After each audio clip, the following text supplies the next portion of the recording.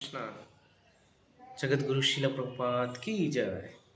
तो आज हम लोग डिस्कस करने वाले हैं कि जिस तरीके से एक पतंग है, तो उसको अगर हम लोग उसका अगर डोर को काट देते हैं तो पतंग क्या होगा, पतंग वहाँ से गिर जाएगा। उसी तरीके से अगर हम लोग अपने जीवन को, अगर उसमें किसी को डोर, अपना जीवन का जो डोर है अगर किसी के हाथ में नहीं देते हैं, तो हमारा भी जो पतंग है, जो जिस तरीके से हम लोग पतंग के जैसे उड़ रहे हैं आसमान में, तो वो कहीं पे भी जाके वो गिर जाएगा।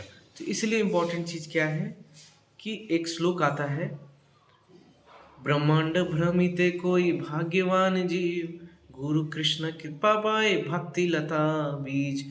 तो ब्रह्मांड में बहुत ही दुर्लभ लोग हैं जिनको गुरु और कृष्ण का सानिध्य मिल पाता है।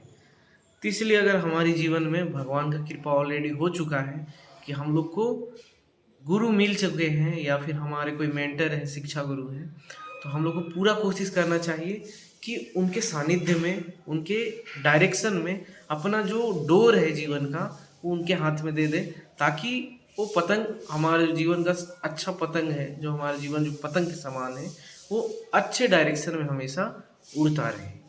तो ये काफ़ी इम्पोर्टेंट चीज़ था, है ना। इसलिए क्योंकि अर्जुन के भी जीवन में हम लोग कितना भी शक्तिशाली हैं, लेकिन हमेशा हम लोग को एक पॉइंट आता है जिसमें हमको क्या करना चाहिए इसके बारे में हम लोग को समझ में नहीं आता।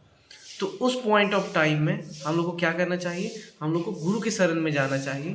फिर गुरु हम लोग को बताते हैं कि हम लोग को क्या करना चाहिए या क्या नहीं करना चाहिए। जिस तरीके से अर्जुन बहुत ही विश्व के सबसे बड़े धनुषधर थे, लेकिन फिर भी उनके जीवन में क्या हुआ, उनके जीवन में एक पॉइंट ऑफ डिसीजन आया जिसपे वो डिसीजन नहीं ले पा रहे थे।